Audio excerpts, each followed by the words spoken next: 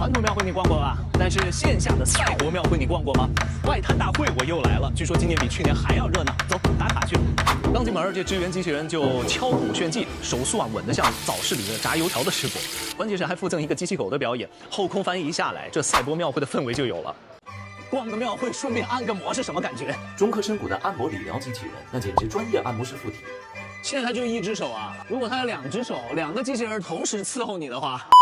走着走着，人潮拥挤啊！原来是那个无论科技的机器人在开迷你演唱会，来吧！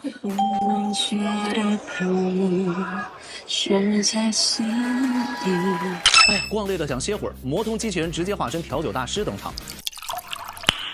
Nice。旁边帕西尼感知科技的具身智能手指也不甘示弱啊，互动感也是拉满的。本来都意犹未尽，准备走了，前方突然传来一阵低沉的吼声。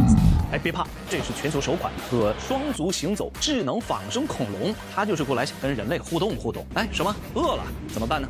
凌波科技 R1 机器人的厨房区域飘来阵阵香味儿。从前我们总说科技离生活很远，可这一次外滩大会告诉我们 ，AI 学会了讨喜，学会了陪伴，悄悄融进了烟火气。或许未来的庙会呢，不再只有糖画和杂技，还有唱歌机器人、表演机器狗。